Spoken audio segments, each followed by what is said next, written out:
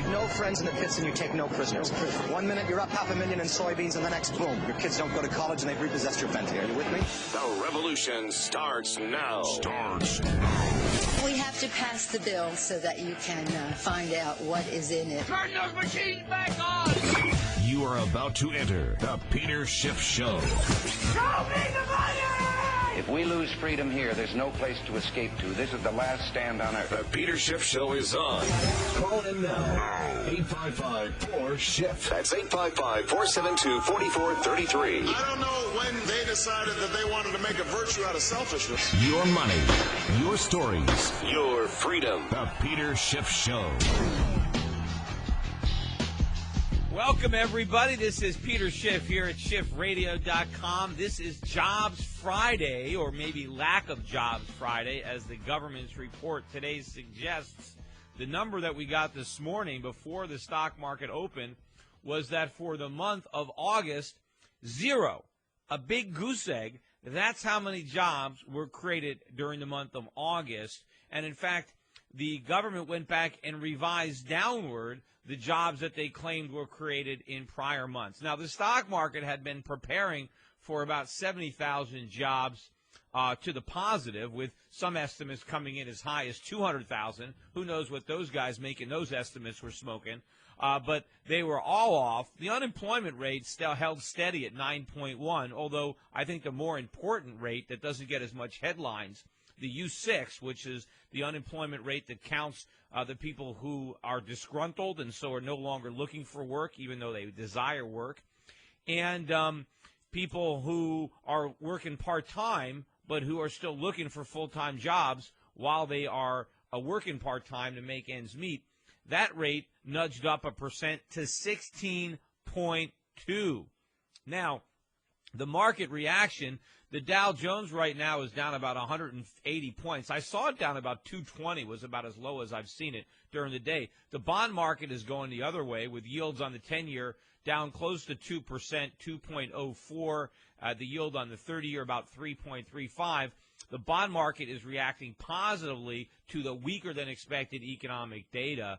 Although, as I suggested yesterday when I was critiquing Bill Gross, it is weak economic data that is ultimately the most bearish for bonds, because it will prompt the Fed to print more money, and the printing more money destroys the value of the currency in which those bonds are denominated. And, of course, the longer the Fed keeps interest rates low to artificially stimulate the economy, the higher interest rates are going to ultimately have to go to prevent the dollar from collapsing to zero, which means that the price of the bonds will implode as well. Now, in the gold market, the opposite reaction. Again, stocks down, gold up. Looking at the GLD, it's up almost $50, $47. We are now less than $20, or now about $20, or no, maybe $22 away from a new record high in the GLD. So much for the bursting of the gold bubble. And as I suggested all throughout the week, the HUI index, the HUI Gold Bugs Index, is at a new all-time record high as we speak, as I speak. That index is now above 620 for the first time ever. And more significantly, what is happening is that this is the first time I can remember, and I've been in this gold market for 10 years, so in 11 years maybe buying gold stocks, but for the first time, at least in the last several years, this is the first time that after a correction, the gold stocks made a new high before the metal. See, in previous corrections, gold stocks would have to make a string of new highs gold itself would have to make a string of new highs before gold stocks would finally do it. And that, to me, indicated a wall of worry, that there was a lot of skepticism, that the spec money was on the sidelines, that nobody was buying the rally in gold, because if they were, they would be piling into the gold stocks. So to me, that was the opposite of the condition that you would expect in a bubble. Now, the fact that this time around, even with all the bubble talk and all the bubble talk on the news, the fact that there was enough confidence in the price of gold that people finally started, after years and years, they finally started to have enough confidence to buy the gold stocks. To me, what that signaled is the next leg of the gold bull market was beginning, and this is the leg where the majority finally begins to accept and believe in the gold rally, and the rally goes mainstream, right? The manic phase where everybody capitulates and everybody and his brother is buying gold and gold stocks, that is another phase that may happen years and years into the future. After all, the first phase took about a decade to unfold, where nobody even paid any attention to it, where everybody doubted the price of gold, where every time gold went up to 400, 500, 600, 700, the TV and the announcers were calling it a bubble. So we're now getting to the stage where the mainstream is beginning to accept the rally in gold and beginning to price in higher gold prices into the valuations of gold stocks. So this is, I think, going to be the leg of the bull market where we maybe make the most money. So again, if you are so inclined, if you can tolerate risk and it's suitable, definitely look at these gold stocks. Take a look at them. Either talk to Euro Pacific Capital, do it on your own, do your own research. But I think it makes a lot of sense. And as far as gold and silver, I think they're going higher. I wonder how Dennis Gartman is going to weasel his way out of this last one. He always seems to do that. Every time he calls the end of the gold market, he's always back on TV acting as if he's been with it all along and that he never doubted it for a minute. But anyway, that's what's going on with the markets and the reaction to the jobs numbers. I haven't heard President Obama's reaction. Of course, we know there's a big speech coming after Labor Day next week in which the president is going to unroll his new plan to create jobs as if his old plan had succeeded. And, of course, what will his new plan involve? More of the same failed policies. Instead of worrying about how to create jobs, as I said yesterday, how about if we stop destroying the jobs that we already have? Why don't we call off the dogs, on companies like Gibson Guitar? And if you missed yesterday's interview, you can listen to it in the archives, or you can also listen to it on YouTube. We put up a YouTube on my channel, a Schiff report. But also the government's latest assault on jobs launched today against the banks, as if the banks weren't already hurting enough. Of course, the banks are getting clobbered today. What did the government announce? The government is going to be suing. And I'm not making this stuff up, because you would think that I'd be making it up, or maybe, it was in an episode of The Twilight Zone. The government is suing the banks because they made bad mortgages, because they loaned money to people who couldn't pay it back. Now, first of all, this is crazy and ironic on so many different fronts. I don't even know where to begin. I mean, first of all, the government is the reason that the banks lowered their lending standards in the first place. The government was beating these banks up. The government was claiming that the banks were discriminating, that they weren't making enough loans to minorities or people who had, didn't have the money for the down payment or didn't have as high a credit score. So it was the government that led the parade in the march to reduce lending standards. It wasn't the banks. The government got them to do it. And because they followed the government's advice, they're now getting sued by the government. Anyway, I got to continue on this because it gets better and better and more ironic. So stick around. And again, this is Open Line Friday. No guests, just callers. 855-4-SHIFT if you want to join the show. 855-4-SHIFT. Stick around. We will be right back. The Peter Schiff Show. To President Obama, Secretary Geithner, Madam Pelosi, and all of the socialist econ professors across America. We're sorry. Peter Schiff is back on the air.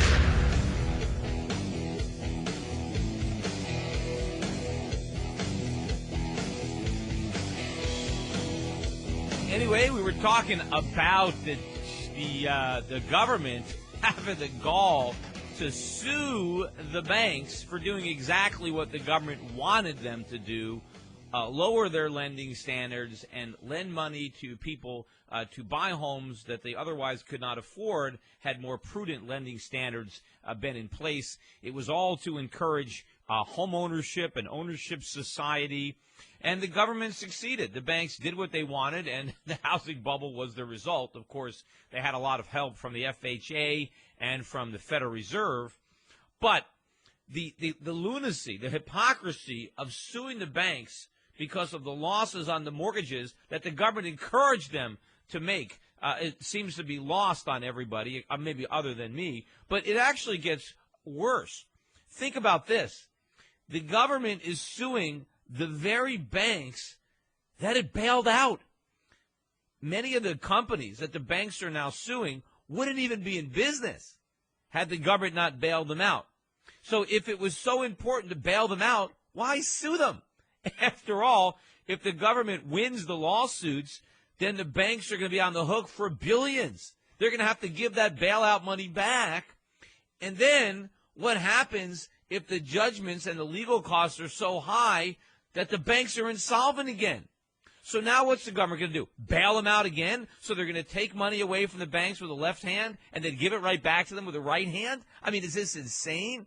And what about the cost? What about the legal cost? I mean, I guess it's a boom for all the lawyers who get to represent both sides as the government is busy shuffling money around between itself and the banks that it continuously bails out. I mean, the whole notion is absurd. And, of course, the main reason that banks didn't care about lending standards, the main reason nobody cared about lending standards, including the government, including investors, was because everybody believed that it was impossible for real estate prices to fall.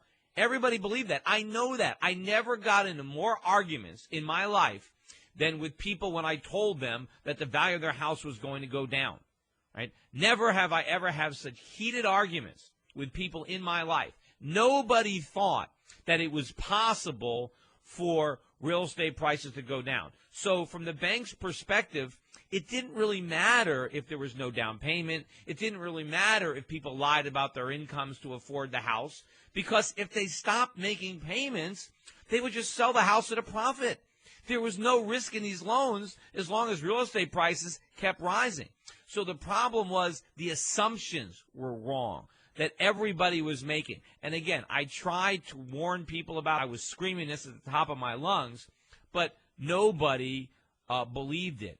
And that is why the banks, the banks were making these loans, not only because the government encouraged them to, but because they had this belief. And why did everybody believe that real estate prices could only go up? That was the effects. Everybody was under the intoxicating effects of the cheap money, right? Alan Greenspan had got the bankers so inebriated, so intoxicated with cheap money that they were so drunk that they couldn't think straight. And in that drunken stupor, they went out and they made all these bad loans. And now the government has the gall to go out and sue these banks.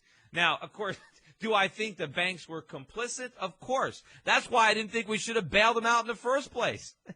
That would have been the correct thing to do, not bail them out and then sue to get some of the money back and then maybe bail them out again. The whole thing is absolutely ludicrous. Now, also, I want to point out, and again, I will take the calls. We've got a lot of calls coming up. I read an article today. Mira Rubini is basically saying that he thinks there's a 60% chance that the U.S. economy is going into recession. A 60% chance. Now, I mean, what is it? Are we going into recession or not? I mean, what is it? I mean, a 60% chance, that's almost the same as saying 50% chance, which is like saying it's a coin toss. I mean, if you're saying it's 50-50, I mean, why even ask them? Just flip a coin to find out whether or not there's going to be a recession. But why does Rubini want to say there's a 60% chance? Because if there is a recession, he's going to say, well, you see, I told you there was going to be a recession. No, he didn't. He said there's a 60% chance. That means he thinks there's a 40% chance there won't be a recession, which means if there's not a recession, he's going to say, well, I told you there was a 40% chance we wouldn't have one. You see, none of these economists, and I see different guys come out there and say 20% chance, 30% chance. I mean, what is that? I say there's 100% chance that we're going back into recession. I'm not hedging my bets. I'm confident it's going to happen. I'm not just tossing a coin. And if there's not a recession, well, I guess I was wrong, right? But if there is a recession, I'm right. But the people who are simply saying there's a 60% chance of a recession, if we have a recession, they did not predict it. They were not right. They were just tossing a coin. They had no clue. They're just trying to cover their butts. And I think the only way that I could technically be wrong on my call is if the numbers are bogus, because the government uses an inflation number to deflate the nominal GDP that is nowhere near accurate. So the only chance I have that we don't technically have a recession is that the numbers don't lie. Because, I mean, there's no way I'm wrong on this as far as I'm concerned, the fact that we're going to have a recession. In fact, it's probably already started. In fact, the jobs numbers that we got this month, where the government said we produced 0 jobs, I'm pretty sure by next month, when they make the revisions, that we're going to find out we actually lost jobs during the month of August, and we're probably going to lose a lot more jobs in the months ahead as this recession or depression continues to unfold.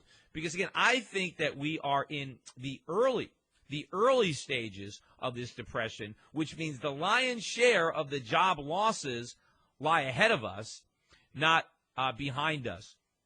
And meanwhile, just as an announcement, some of you might notice who are, premium members to SchiffRadio.com. And if you're not a premium member, I would definitely encourage you to sign up to become a premium member, where you can not only hear the show on demand, commercial-free, but you can also see the show live, and more video content is coming. But those of you who are watching the video content may be wondering why it is I'm wearing a necktie, because I normally am dressed a lot more conservatively when I do these shows. The reason is, in the break between the first and the second hour, I'm going to be doing a live hit on Fox Business. This is going to be the first time I've done this during the show, because I now have all my equipment here in my radio studio to do live television as well. In fact, we debuted, it wasn't a live show, but last night I was on Fox Business Nightly Scoreboard, and I did the entire segment right here from my studio in my basement. So I'm going to hopefully be able to do a lot more of these, and I'll be able to do more TV now that I'm no longer restricted, because I don't have to drive to a studio or go into the city. I can simply do it. From here. So that's the reason I am wearing a necktie today, whereas normally I do not have one. Anyway, let me go to the phones. First up is Josh calling from Oklahoma. Josh, welcome to the show. Hey, Peter. Thanks. I'm a huge fan of you. I've learned more about finance, economics, and really most of what you talk about than I ever learned in business school. So thank you for that. I don't know how much you catch Fast Money. I know you're a contributor a lot, but one of the biggest tools on there, Tim Seymour. I mean, CNBC is a giant toolbox of tools, but he's one of your biggest critics, and I don't know if you noticed that just a couple weeks ago he started saying that he's bullish gold now, and he's all of a sudden now bearish the economy, and he continually he of all of his panelists comes after you every time you come on. I don't know if you've noticed that. Yeah, I don't know. A lot of times what happens is after I finish the show and I'm no longer there, they all attack me because I'm no longer there to defend myself. But anyway, hey, hang on. We'll continue this discussion after this next break. So stick around. We've got more of the Peter Schiff Show coming on SchiffRadio.com.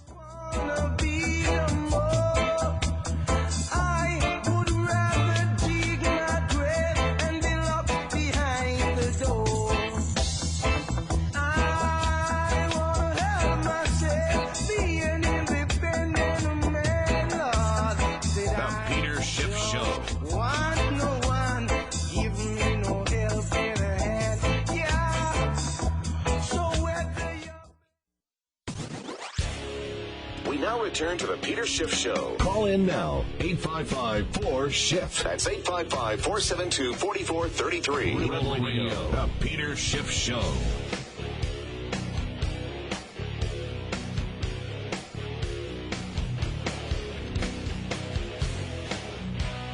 And we are back. This is Peter Schiff, and I'm trying to actually do a test for the Fox hit coming up at the top of the next hour, between the next 2 hours. So that's what those of you who are watching me doing, who are watching on video. Anyway, we were in the middle of a call, and I was speaking with Josh in Oklahoma. So, Josh, you were talking about Fast Money?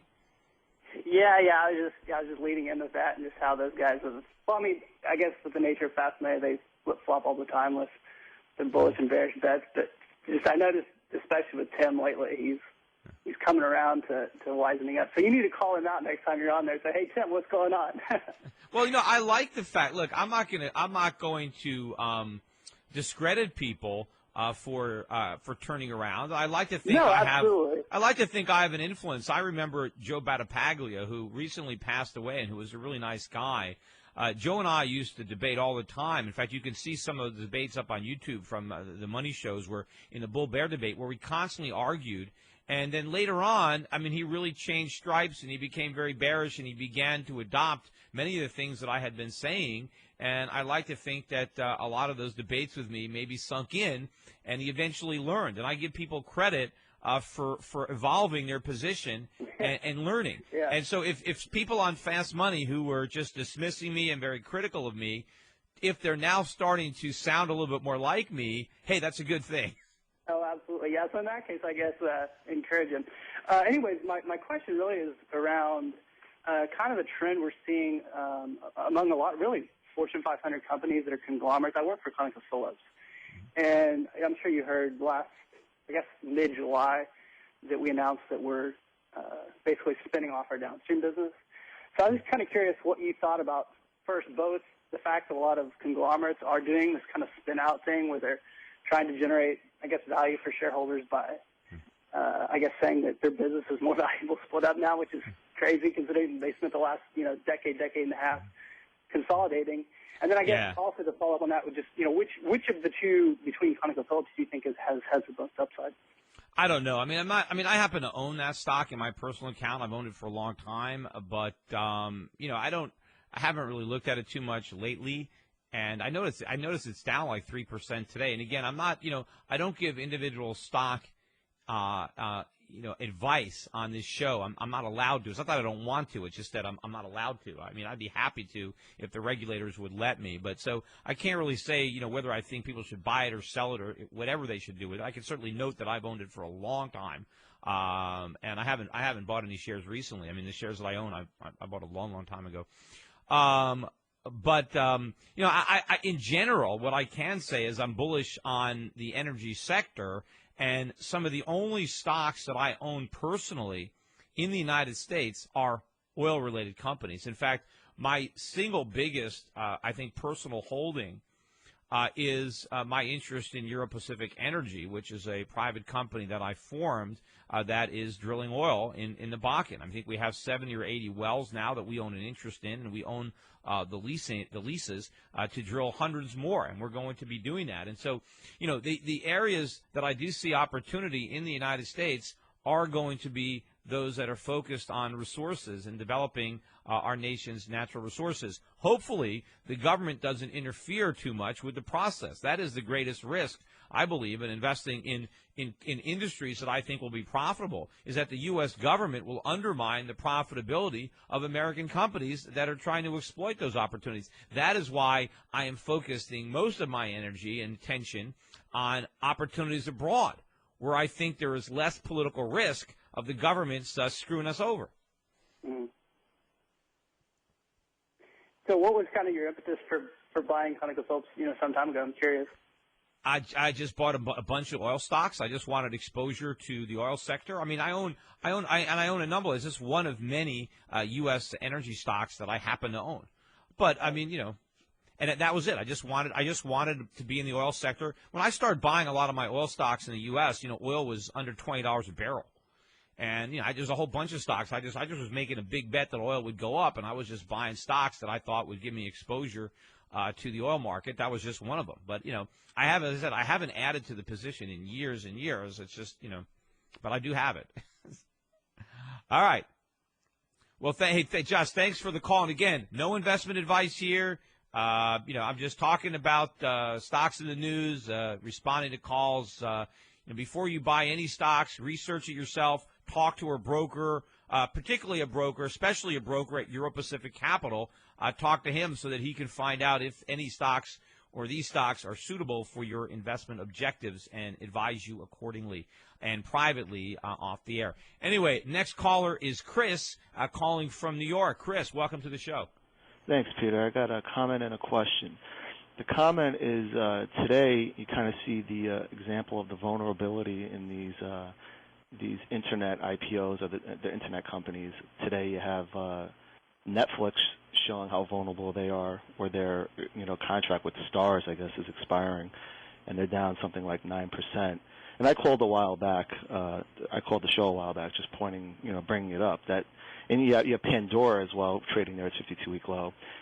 And I have a question as to when do you see this internet IPO bubble popping, or this whole internet craze? The internet bubble already popped years ago. I mean, what's kind of been resurrected recently is kind of a mini bubble in social media. I mean, I think the popularity of Facebook, and now I hear about valuations of Facebook of $100 billion. Of course, it hasn't come public yet, but other stocks, because you can't buy Facebook, those social media stocks that have become public, and there's not that many of them, and they usually float a very small number of shares. You have huge demand from everybody who's trying to get exposure to what is believed to be the new best thing, social media. So those companies that are involved in that, and whether it is a Pandora or a Groupon or a Zillow or any of these companies that come out,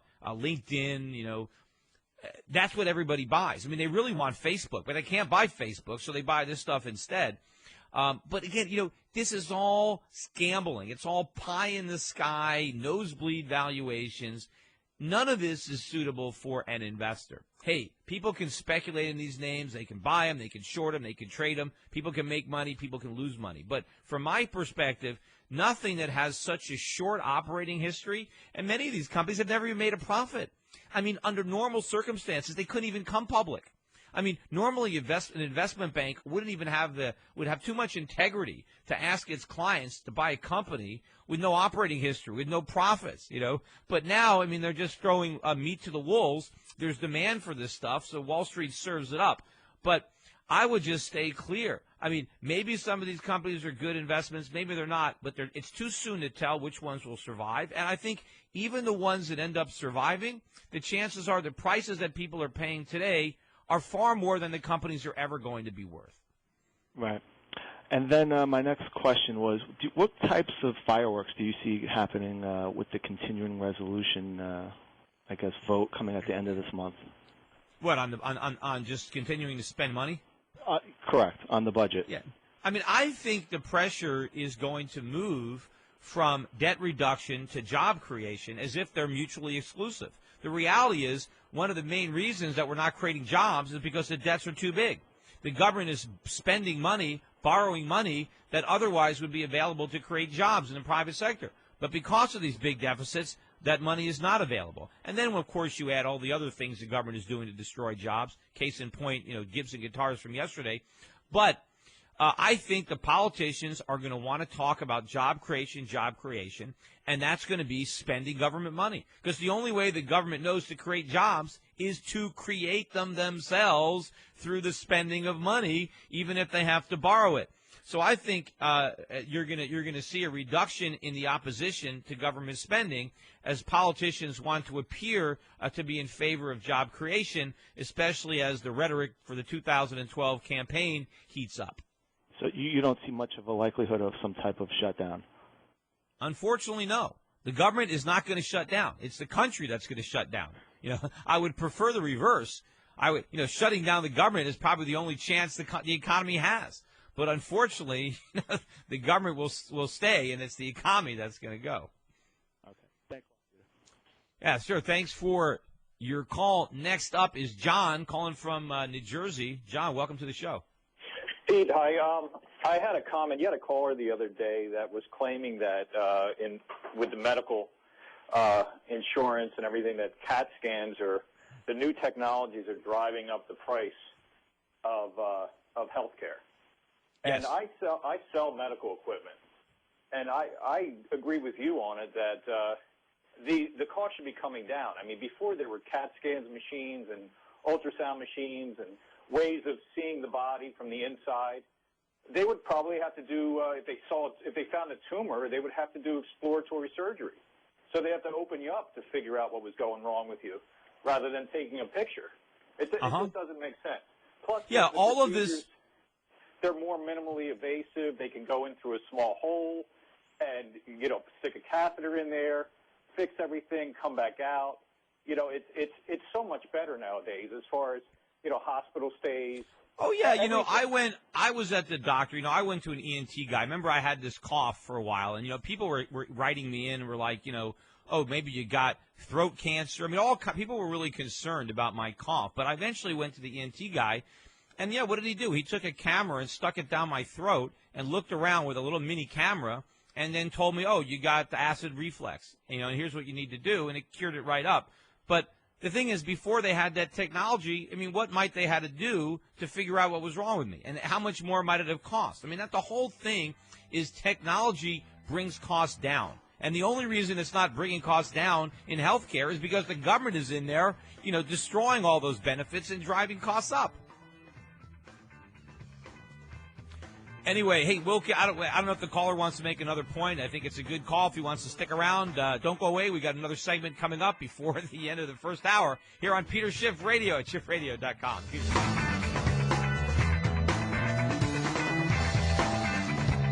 The Peter Schiff Show. Since the Peter Schiff Show was last on the air, the national debt added another $7.89 million.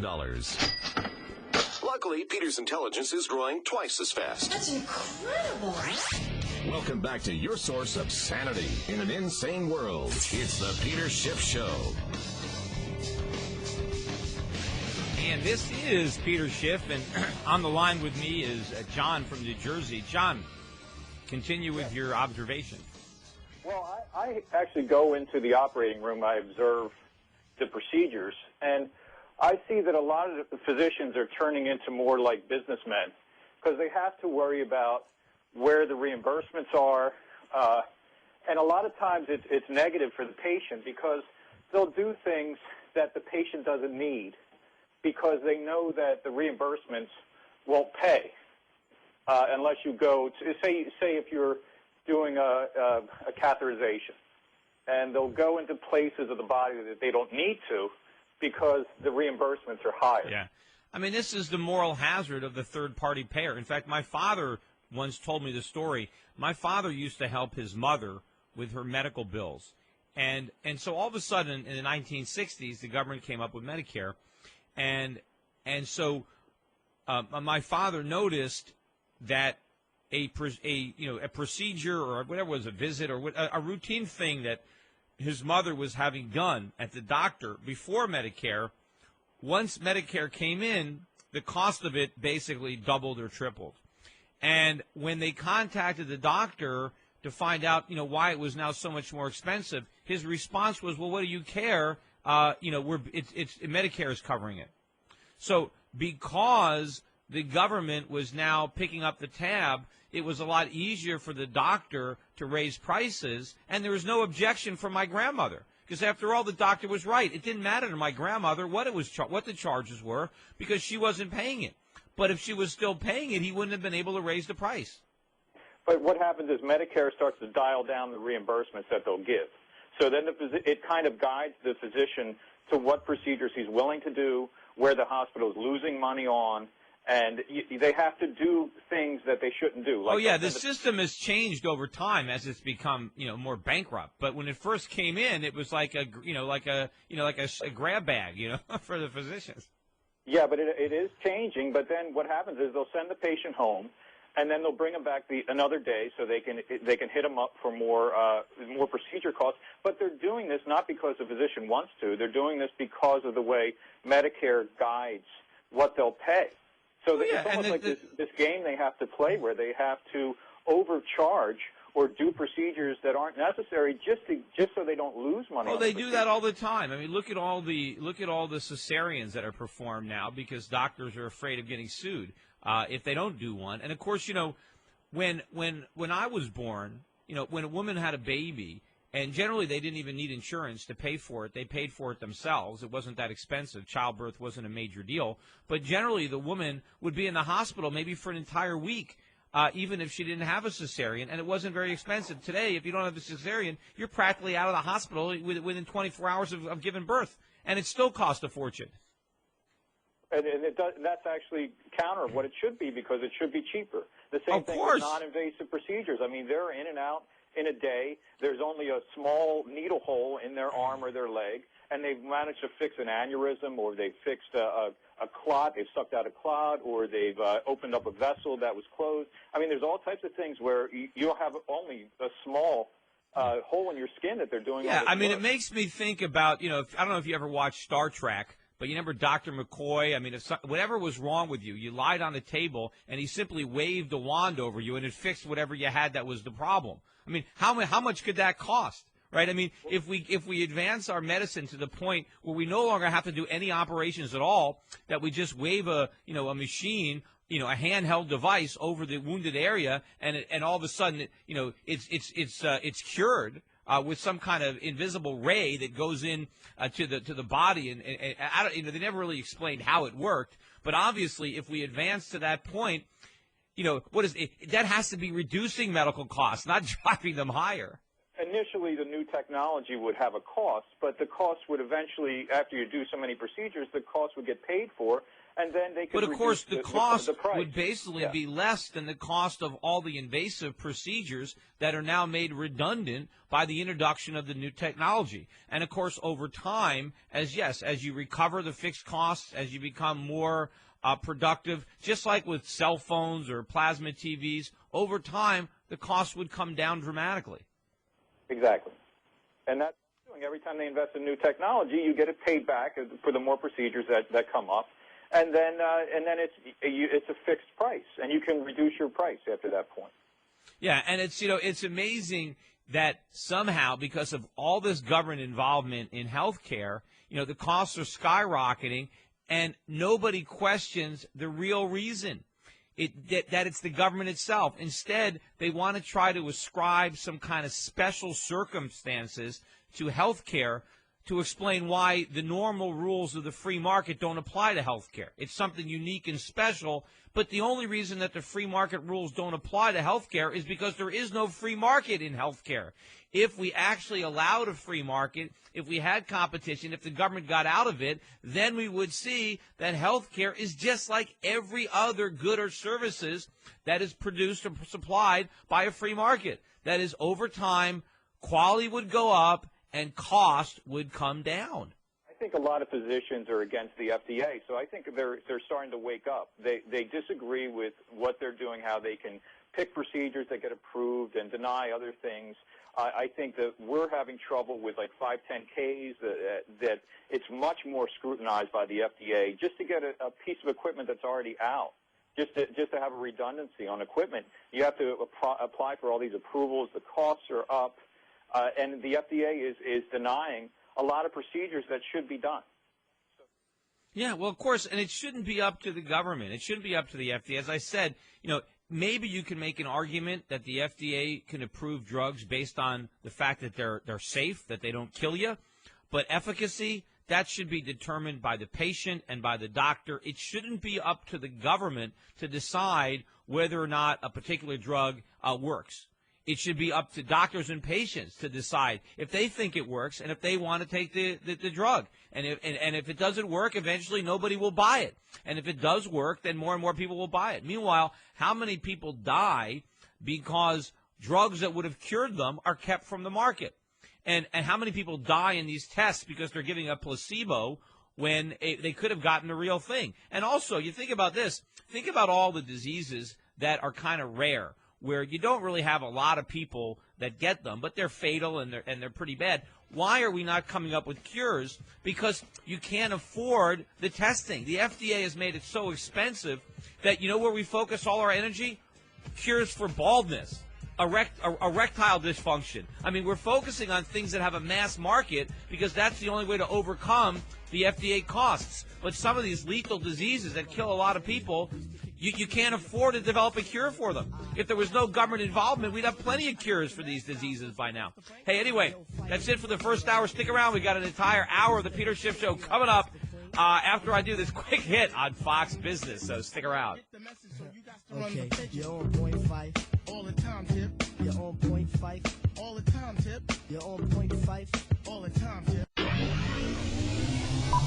You make no friends in the pits and you take no prisoners. 1 minute you're up $500,000 in soybeans, and the next, boom, your kids don't go to college and they've repossessed your Bentley. Are you with me? The revolution starts now. We have to pass the bill so that you can find out what is in it. Turn those machines back on! You are about to enter the Peter Schiff Show. Show me the money! If we lose freedom here, there's no place to escape to. This is the last stand on earth. The Peter Schiff Show is on. Call in now. 855-4-SHIFT. That's 855-472-4433. I don't know when they decided that they wanted to make a virtue out of selfishness. Your money, your stories, Your freedom. the Peter Schiff Show. And hour 2 is underway now here at the Peter Schiff Show at SchiffRadio.com on this open line Friday. No guests, just callers, and of course me. That went pretty seamlessly during the break, my hit on Fox Business. Not sure how many people listening to the show bother to tune in to Fox Business during the break. But, you know, if you don't have Fox Business, as they say on Fox News all the time, demand it. But anyway, it was a very seamless transition from show to TV back to show, so the studio out is working out quite well. In the meantime, if you want to call in, 855-4-SHIFT, 855-4-SHIFT, to be a part of the show this Friday. Meanwhile, the stock market continues on the defensive with the Dow Jones down just over 200 points. Bonds holding on to the majority of their gains, although losing track quite a bit from the highs that bonds put in. The dollar still positive, again, makes no sense, but the dollar, or currencies rather, foreign currencies, are following the stock market down rather than following the economic data. But, you know, the Swiss franc is one currency that has already decoupled, and it's up quite a bit today. It's up very much in the last few days, I guess, as the Swiss government has decided not to peg the currency to the euro, which, of course, would have been a foolish thing to do. And they have no real concrete plan that they've announced to debase their currency. So people are once again looking to the Swiss franc as a safe haven. But the ultimate safe haven, and I wrote an article about that in my newsletter that came out today from Europac Metals. If you don't get that newsletter, go to europacmetals.com and sign up. It's absolutely free, as is my investment letter from Euro Pacific Capital. But I wrote an article today about the last safe haven standing, meaning gold, which is still up almost $50 per ounce based on the GLD, within maybe about $20 or so of a new all-time record high. I mean, in fact, let me look at the closing levels of the GLD ETF. Let me see. It closed at 1840. Yeah, it's still off a closing high too.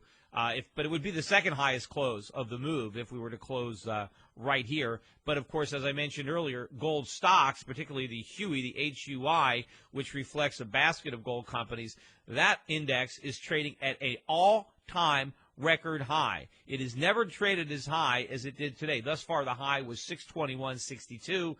Currently, we backed off a bit, back down about 617, but still up about 2.25% on the day. Anyway, let me go back to the phones. Waiting in the queue is Ben from Hackensack, New Jersey. Ben, welcome to the show. Hi, Peter. I have a question about what you thought about Bill Gross and how he bet against Treasuries, and now he's down a lot. So I was just wondering your comments. Well, on he that. He didn't actually bet against them. That he didn't short them. He just sold the Treasuries that he had, and he invested in other bonds or instead, like foreign currency denominated bonds or things like that. He sold the ones that he had, but then he capitulated and said, you know what, I was wrong. I'm now going to start buying Treasuries again, even though they're at a higher price and therefore a lower yield than they were when he decided that he didn't want them. And the reason that he capitulated is that he says that the reason he sold his Treasuries was because the economy was going to recover, and because it's not recovering, and because now he believes it's going to stay weak for a long time, he now wants to buy Treasuries. Well, the thing is, he was wrong on the economy, right? And now he's figuring out that he was wrong, but he's also wrong on bonds, not because he thinks that a weak economy guarantees high bond prices. It doesn't. A weak economy, in my opinion, guarantees a collapse in bond prices, because in order to artificially stimulate the economy, we're going to keep on printing money. And since printing money will never stimulate the economy, it will never recover, which means they never stop printing, which means they destroy the value of the dollar, which means they destroy the value of the bonds that Bill Gross is buying. Okay. All right. I have one more question. Yeah. I've been making a lot of money doing options on GLD, on SLV, and on mining stocks. And I have a lot of money locked up in my 401k, and I'm worried about, I'm a young guy, so, I don't know what the future is going to hold, and I'm not really confident on the trajectory of the U.S. So, I'm originally from South America, and I'm just thinking about cashing out my 401k and just doing options and that type of stuff with it, because I'm worried about them raising, first of all, the taxes on. Yeah, well, you might want to look at some of the investment options within your 401k. Maybe you can find some options that might do well in the environment that we envision. If not, you might be able to try to consider a possible way, depending on how much money is there, of rolling that money over into an IRA so you don't have to pay the taxes. That might involve changing jobs or temporarily, it depends on how well your relationship is with your employer, whether you can quit and come back long enough to roll over your IRA, or maybe you can quit and work as an independent contractor. I don't know. A lot of it depends on how much money is there. If it's not that much money, if the taxes aren't that high, maybe you would be better off simply biting the bullet, paying the taxes in order to have a better portfolio. But again, it's hard for me to give you any real guidance without actually knowing all the circumstances. Well, I mean, the 401k is invested in a lot of mining stocks already, but it is an IRA, actually. It was a 401k, now it's an IRA. But then why do you need to get rid of it then? Well, I was planning on taking that money and then doing options with it, because I'm also scared of the government nationalizing the 401ks in the future and stuff like that. I wouldn't do that. I mean, first of all, you had some success with options recently, and I congratulate you on that. But, you might end up losing a lot of money in the future. And the problem with losing a lot of money in your IRA is you can't get a tax deduction for it. So I would not encourage anybody to gamble with options in an IRA. I think you want to do that. If you're going to gamble at all, do that with after-tax money, where if you do lose money, you do get a write-off or something. Don't risk your 401k money like that. You've got it in gold stocks, which is already, a lot of people would think is very risky, especially the government. But I think if we're right, you'll make a big enough gain simply by owning gold stocks that you don't need to compound the leverage by using options. Because the problem with options is you don't have to just be right, but you have to time it right. And getting the timing right is a lot harder than getting the direction right. And so if you just buy gold stocks, you only have to be right on the direction to make money. It doesn't matter about the timing. But when you buy options, you have to be right on the direction and the timing, and that makes it a lot harder to make money. Okay. All right. Thanks. All right. Hey, thank you for the call. Next up is Chris, who's calling all the way from Ireland on the other side of the pond. Chris, welcome to the show. Hey, Peter, how are you doing? I'm a long-time listener and premium member, and I really enjoy the show. It's certainly a relief from all the nonsense that we get over here in the media. Hey, did you go to that? Did you attend that conference I spoke at over in Ireland last year in Killarney? It was November, wasn't it? I forget the exact time, but I think in Kilkenny. Yeah, Kilkenny. Yeah, that's it. Yeah, I saw you had a couple of shows there. It was very good, actually. Thanks. Well, Peter, I had a quick comment and a question for you. Just a comment, first of all. I think it was a few weeks back, one of your callers was asking about, any books on, the euro and the European Union that maybe more from an Austrian perspective. And there is a very book available by a German economics professor of the Austrian school. His name is Philip Bagus, B-A-G-U-S. And the book is The Tragedy of the Euro. It's a recent book, and it's available for free at Mises.org. So I encourage people to check it out. Sounds like an interesting read. Yeah, sounds like an interesting read. Maybe we can get the author on the show one day. So. Oh. as well. So I think he certainly is an interesting person who has done some extensive research into the history of the euro. Yeah, I mean, I have focused most of my attention on the problems in the U.S. economy because, by and large, my audience is mainly American, but we do have quite a bit of international interest in what I have to say, especially now that I'm particularly going after the foreign business through Europac International and Euro Pacific Bank. But anyway, hang on. We got a break coming up, but let's continue this discussion when we get back. You're listening to The Peter Schiff Show here at SchiffRadio.com. The Peter Schiff Show. To President Obama, Secretary Geithner, Madam Pelosi, and all of the socialist econ professors across America. We're sorry. We're sorry. Peter Schiff is back on the air.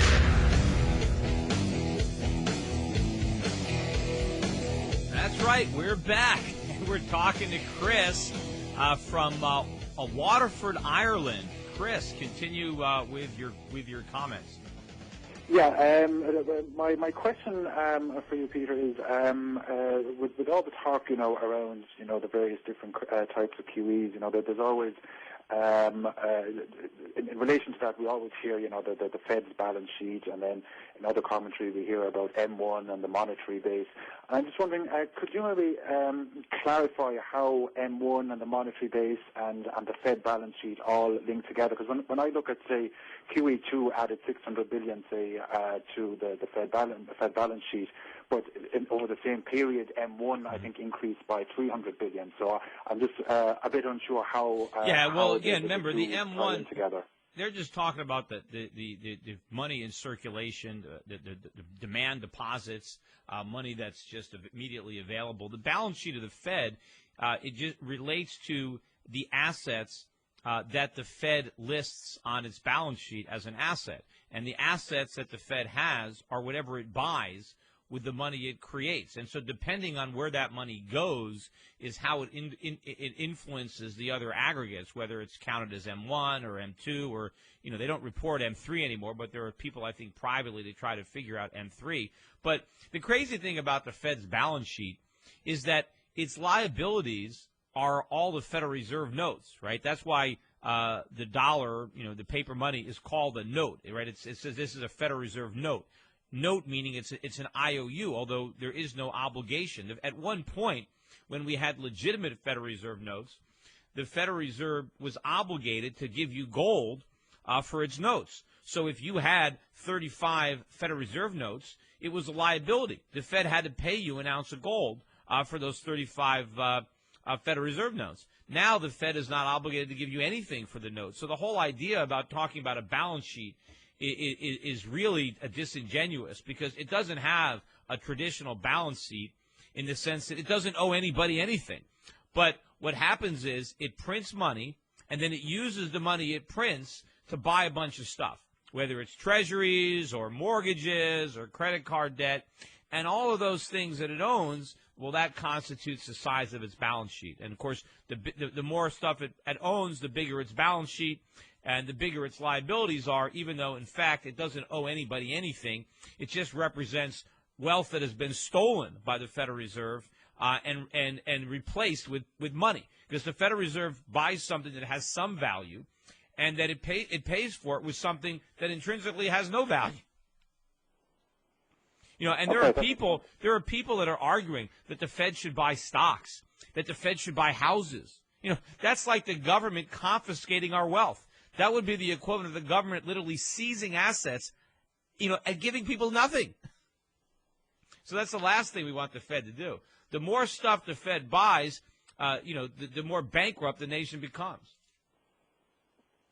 So, Peter, do you think it's more important to watch, say, the balance sheet of a central bank or the various different M1s and M2s? Well, I think you look at everything, but ultimately the balance sheet is probably one of the biggest indicators of what's going on because it's very honest. You can see exactly what's going on, and that is a very good indication of how much money they're printing because anytime they print money and put it into circulation, it affects their balance sheet.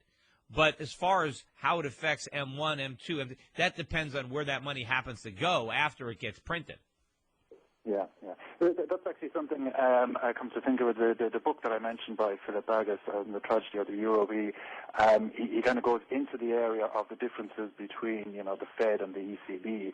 And one thing that he did hint at is that, especially since the crisis, the ECB hasn't created as much money as the Fed, so it hasn't gone down as much of a quantitative easing route. But what he did comment was that it certainly has gone on a massive qualitative easing, because especially since Greece defaulted, prior to Greece defaulting, only investment-grade bonds were allowed to be held as collateral with the ECB. Mm-hmm.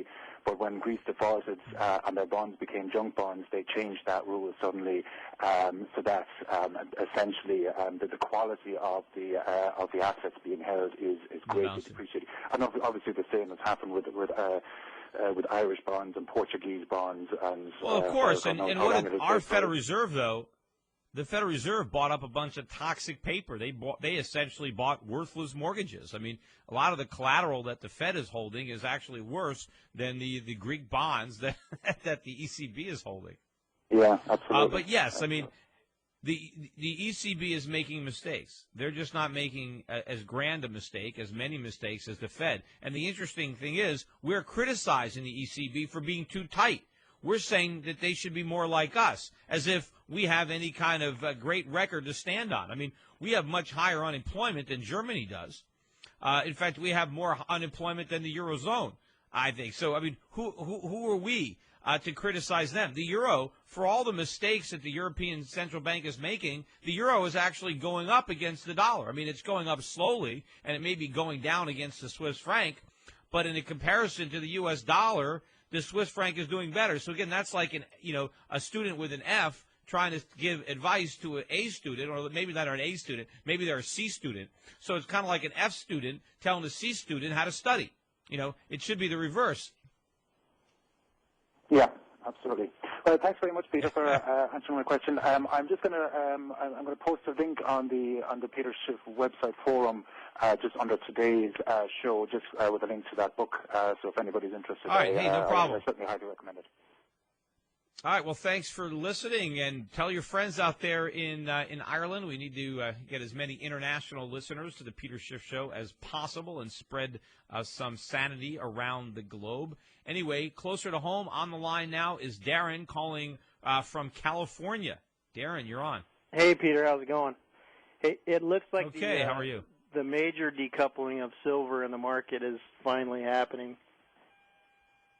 Yeah, I mean, silver prices are following gold higher today, and not the market lower, and other commodities. For example, oil is down today, so oil is trading like a economically sensitive commodity, but silver is trading like a precious metal or a safe haven. So yes, I mean, maybe we are finally seeing that. Let me actually kind of look at a silver chart. Yeah, I mean, I thought the market broke out for silver actually back in earlier August 21st, but we ended up with a bigger pullback than I thought, back down below 40. But where it is right now, I mean, I think the silver chart looks very, very, very encouraging for people who are buying silver. Yeah, I had another anyway, I had a question for you about something. Yeah, well, can you hold? Sure. Can you hold your second question up? We got a break coming up, but it won't be long, so stick around. We'll be back with more of your calls as the Peter Schiff Show continues on SchiffRadio.com.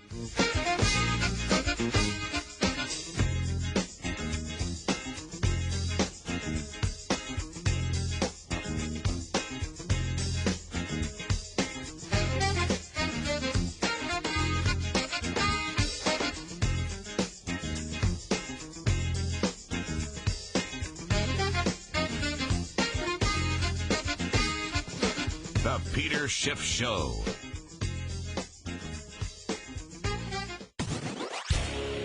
We now return to the Peter Schiff Show. Call in now, 855-4-SCHIFF. That's 855-472-4433. Radio. The Peter Schiff Show.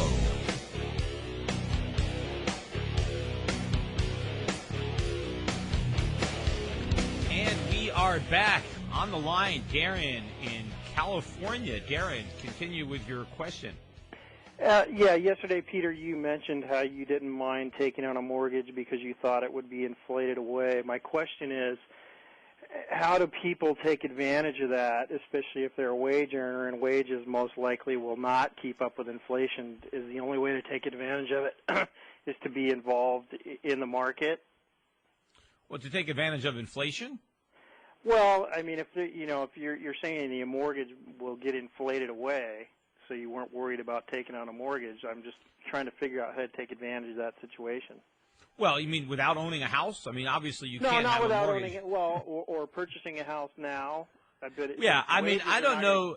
Go ahead. Yeah, I mean, if you have to make sure you have a method of paying the mortgage, even if it's fixed, you have to have a means of affording it that you can believe in. But of course, the smaller the down payment, the less you have to lose if ultimately you decide to walk away from the mortgage. So if you can get one of these 3.5% down payment mortgages, and you can finance it for 30 years, if the house in your neighborhood are already down, there are many communities where houses are down 40, 50, 60% from where they were, so you're certainly not paying top dollar.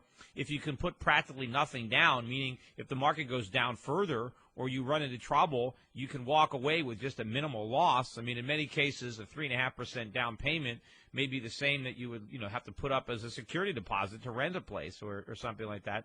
But you can certainly roll the dice because if there is hyperinflation, basically your mortgage will get wiped out and you'll end up owning a house basically for free, other than just a 3.5% down payment, because the mortgage will be minimal if there's hyperinflation. But I'm mainly giving the advice for people who are buying homes anyway and trying to figure out how to finance it. I think if you're going to do that, then it makes sense to me to have a long term. There are some people that want to have an adjustable rate mortgage for 5 years, and the rates are even lower.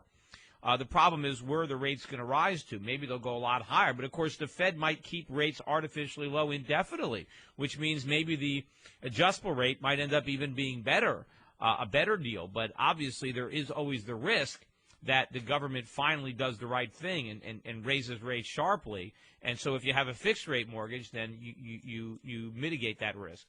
Right. What do you think the whole effect's going to be on professional athletes? How do you think that's going to affect what they're doing in the future and how they're paid?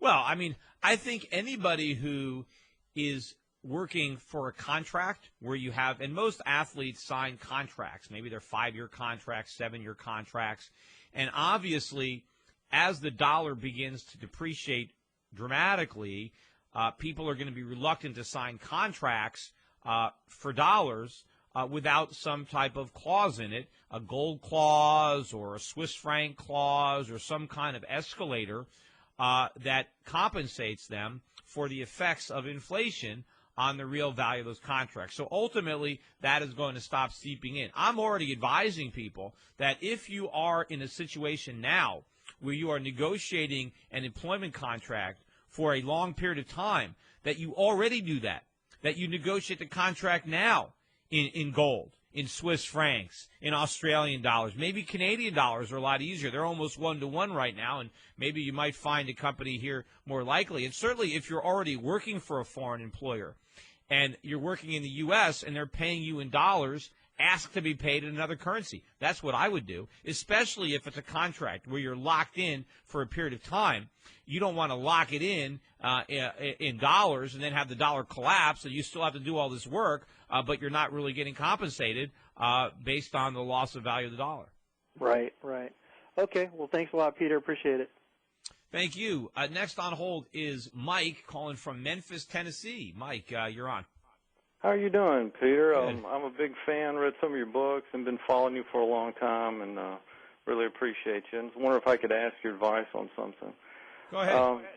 I own a fair amount of physical gold, also some gold ETFs and silver ETFs, and I'm trying to gradually add to my physical precious metals. And I was thinking about buying some platinum, and I can't figure out or find enough information on platinum.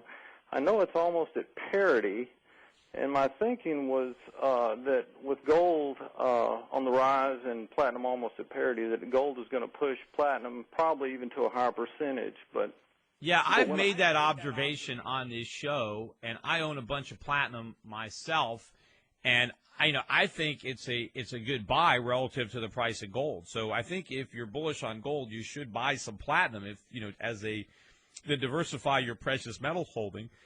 You can buy platinum through either one of my companies. You can buy it through the Perth Mint program with Euro Pacific Capital, or you can buy for delivery bars of platinum coins through Euro Pacific Precious Metals. So if you want to look into it, give my representatives a call, because we can certainly give you the information you need and supply you with the platinum at competitive prices.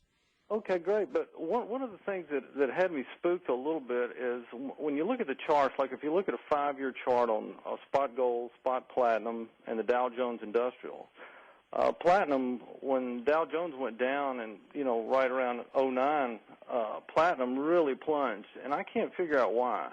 Gold didn't seem to adjust. Yeah, really again, as much. the reason was, and I bought a bunch of platinum, I remember, on that correction. That's where I got a lot of it. And I remember it was around $1,000 an ounce, around that level. But, again, platinum, like silver, has an industrial component. I mean, platinum is used most notably in catalytic converters. So if we're not going to be producing as many automobiles because there's a recession, then people are worried about a diminished demand for platinum in the automobile industry. So that is what really pushed it down. Remember, it was Armageddon in 2008, early 2009, global depression. For a while, nobody knew if the governments were going to bail everybody out or let them fail. We didn't, so platinum was more vulnerable than gold in that type of a sell-off.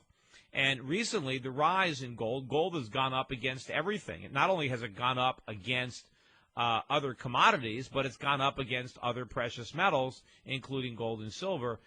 Including silver and platinum. But I think platinum in particular, if you believe in historic or mean reversion, if you look at where the price of gold is and you look at the historic relationship between gold and platinum, it would make sense to buy platinum. Now, of course, the price of gold and platinum, at least in a nominal sense, are historically high.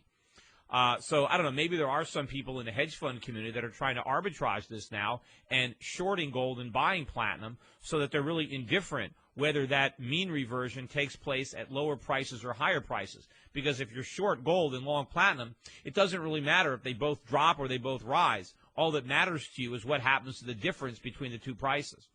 Right, right. Yeah. Because I don't see any history where platinum's ever been cheaper than gold. More than it's been not more than a few days. I mean, I know it's done it briefly, but it doesn't hold at that price for any extended period. So you don't think in the future that there's any chance, even if gold goes to 5,000, you don't think that platinum will be cheaper than gold? Well, it could be briefly. But I think ultimately, that the relationships would hold. I mean, you can go back. I don't have the charts going back to when gold was money. Where the platinum price was.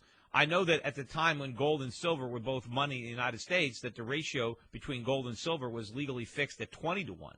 And right now it's 40-1 or some multiple. So I think it's in the 40s somewhere. But my bet would be that if platinum goes to 5,000, if gold goes to 5,000, that platinum will be somewhere north of 5,000. Although there could be a period of time where it's not. I mean, nothing is exact, but over time, I would think that if gold is at $5,000 an ounce, platinum will be at 5,000 plus something. That's what I was thinking. But like I said, I haven't been. Most people don't talk about platinum very much. It's always gold and silver. And yeah, it doesn't get as much press for some reason. Not necessarily sure why, but because again, platinum has never really been. In the U.S. at least too. The Constitution established gold and silver as money. It didn't mention anything about platinum. Right. Okay. So we've never had a platinum coin, and I don't really know any country that's had platinum in its coinage. Gold and silver are very common. Platinum is just not. Right. Okay. So you would recommend it? Yeah. Well, again, depending on your suitability for people who want exposure to precious metals, I believe people should have exposure. I think it makes sense, given the current price of platinum relative to gold, to own some platinum too. Right. Okay. Well, thank you very much, and appreciate all your work. and I really follow you, and saw you on Fox today also. So keep up the good work, and thank you. How did it look? What was the quality of the broadcast from the studio here? Oh, it looked pretty good. It was I don't know if it looked exactly HD-ish or not, but it looked pretty good. But were you watching on an HD TV? Yes. Oh. Yes. So it looked good, and but like I said, always I wish they'd give you more time though. It's always seems like well, remember I didn't have a lot of time. I had to come back and do this show. I had to do the whole segment. I know, but I know it's always every time you're on television, it's either like everybody's fighting to say what they can say as fast as they can say it, and instead of just listening, people don't have a chance to really hear it. Because you have a lot of good things to say, and it always just seems like they're just. Oh yeah, well that is always the case on television. In fact, if you ever get on a network TV, I mean, once in a while I get on ABC or NBC, and sometimes they'll take 5, 10, 15 minutes worth of footage. They'll never use more than 15 or 20 seconds. So actually, the amount of time I get on a Fox Business or a CNBC is a lifetime compared to what you might get on a major network. Although I certainly, would like to get more coverage on the major networks because there's a much bigger audience. You have a much smaller audience on cable news, particularly financial news. There's not nearly as many people watching. Anyway, stick around. We've got another segment coming up here on the Peter Schiff Show at SchiffRadio.com. But you must understand.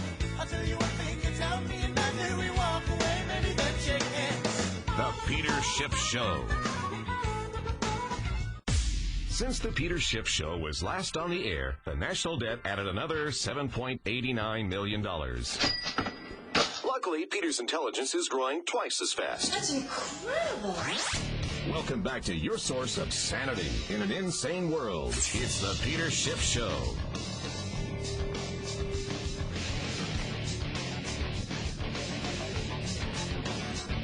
Well, the last segment of the show, again, has arrived, and the time does go by fast. Hey, anyway, I wanted to quickly point out, too, I got another email today from the notorious pump and dumpers at the National Inflation Association. And get this, they actually sent out an email congratulating themselves on that pump and dump in the agriculture sector, AgriCorp. Remember, when they initially teased this stock, they were charging their members $1,000 apiece to learn the name of the stock. And, of course, I announced the name of the stock a couple of days before then and told people that I thought a pump and dump was underway. And, of course, I think that's exactly what happened because the stock opened at $1.58. So all the people who bought, and I think the opening trade, about 500,000 shares traded right off the open at $1.58. That is where all the NIA people who paid the $1,000 ended up buying this stock, GRO. And the stock immediately sold off. It never looked back. It went all the way down to 63 cents. It actually dropped 60%. And I think the NIA, I think Jonathan Levitt and Gerard Adams made a bundle. They claim that the NIA never sold any stock, which I'm sure is true. The NIA didn't sell any stock. They personally sold stock. They never disclaim their own interest. They only talk about what the NIA does, which doesn't matter. What matters is what Levitt and Adams are doing, and they're using the NIA to steal money from their members. But they actually sent out an email congratulating themselves on this losing recommendation. I'm going to read what they said. This is only a short part of it. NIA is very proud to announce that as of the closing of trading on Thursday, our largest holding and favorite agricultural stock suggestion has now gained 9 trading days in a row. That's right. This stock has gained 9 out of the last 9 trading days for a total gain during the last 9 trading days of 101%. NIA is extremely happy to inform you that the stock closed Thursday at its highest close since NIA purchased its position and suggested it to an exclusive group of NIA members. So if you're reading that, you're thinking that this exclusive group of NIA members is making a lot of money. After all, the stock is up 101% in the last 9 days. But what they leave out of this email is that even though it's up 101% in the last 9 days, that the people who followed their advice and bought it were still down 13%. So you wouldn't know that from reading this thing. Now, why are they sending this fraudulent email out? For 2 reasons, I believe. One is now that the stock is finally coming back to within range of where people bought it, they want to make sure that they don't sell. They don't want the stock to collapse back down again, so they're trying to throw out some phony good news to try to keep their people on board, so at least it doesn't look as bad. And number two, they are trying to establish a phony track record for the people who didn't pay, who don't know what this stock is, who actually believe that people who are paying money to get their stock suggestions are making money. They're trying to create the false idea that people are profiting based on these recommendations, so that the next time they charge $1,000 to pump and dump some other stock, that the people who got suckered into it will say, gee, I missed out on that last one. Gee, it was up 100% in 9 days. Gee, I really missed out on those gains. I better pay $1,000 to buy this next recommendation. What we really need to do is spread the word on the NIA, because apparently the SEC is taking its sweet time. I gave them all the information days before this happened to stop this crime before it took place, and they dragged their feet. So in my opinion, anybody who bought any of these stocks, not only could you sue Levin and Adams, but I think you got a lawsuit against the SEC, which unfortunately is a lawsuit against the American people. So not really sure how I stand on that, but I think they were derelict in their duty in not pursuing the case that I just laid right out on the table. Anyway, I wanted to play a little sound that I got. First up is one of my favorite Keynesians, Robert Reich, making almost a daily appearance now on MSNBC, where we get a lot of our material. And here he is making his case why we need more deficits, that we're not going to cure the deficits unless we get bigger deficits. Here he is, Robert Reich, cut number 5. The only way to restart not only jobs, Simon, but also economic growth, which is terribly important for every purpose, including deficit reduction. I mean, the only way we're going to get the deficits and the long-term debt under control is if we get back growth. And the only way to get back growth is for government to be the spender of last resort. Okay, again, so the Robert Reich diet, the only way to lose weight is to gain weight first. Unbelievable. Again, he doesn't understand that the reason that the economy is so sluggish is because it's got all this weight, all this dead weight of debt. The reason we're not creating jobs is because we have too much debt. Look, the government is running budget deficits of historic proportions. I mean, we've never had deficits anywhere close to this, yet we've never had unemployment this bad unless you count the Great Depression. So what does that tell you? That maybe that big deficit spending doesn't create economic growth. Just maybe it inhibits economic growth. Maybe the reason that there's so much unemployment is because the deficits are already too high. And if we make them even higher, we'll just succeed in driving unemployment even higher. And here's one more clip from MSNBC. This is Huffington Post's political reporter Sam Stein, wondering why the poor and the middle class don't want to sock it to the rich even more, because obviously he's wondering, why are they voting against their self-interest? Why don't they want to tax the rich more? Here he is on cut number 6. From 2009 to 2011, corporate profits went up, I think, 46% roughly. Meanwhile, during the same period, employee compensation went up about 5.7%. So the actual disparity of wealth is growing, and it's not a political issue in the slightest. And it's remarkable, when you have a concentration of wealth, by logic, you would think that the people at the bottom, which constitute the majority, would be very outraged by it. And a lot of times we have people who vote against their own self-interest. And I think that's what's really galling for a lot of Democrats who look at the situation and say, how can we have a president who hasn't made or prosecuted the case that the Bush tax cuts need to be, for the wealthy, need to be done with? I mean, that is what is driving a lot of the angst of the progressive base. Now, what's illogical is Sam Stein thinking that the way to improve the lot of the poor and the middle class is to take money away from the rich. You don't raise the poor by bringing down the rich. After all, we all want jobs. Well, how many poor people create jobs? Well, none of them. In fact, most people in the middle class, I mean, they create some jobs, but the majority of the jobs are created by people who would be considered upper income, that make more than the $250,000 a year that is now the benchmark for wealthy in America. And I think more people than Sam Stein would give credit understand that if you take money away from your employer, that you may destroy your own job. You may jeopardize your own job. In fact, I've got a lot of employees, and one of the reasons that my employees can feel secure in their job is because they know I have enough money to pay them, and I have enough money to keep the company going, even if the profits suffer in the short run. Who wants to work for somebody who's teetering on the edge of bankruptcy themselves? I mean, if you impair the financial stability of your employer, you jeopardize your own job. And if you destroy the incentive to make money, you destroy the incentive or the means to create jobs. Anyway, we are out of time. It's been a great week. First week on Radio America. I think it went pretty smoothly. Anyway, looking forward to everybody coming back again next week for another week of the Peter Schiff Show here on SchiffRadio.com, the gold standard in talk radio. Have a great weekend, everybody, and bye for now.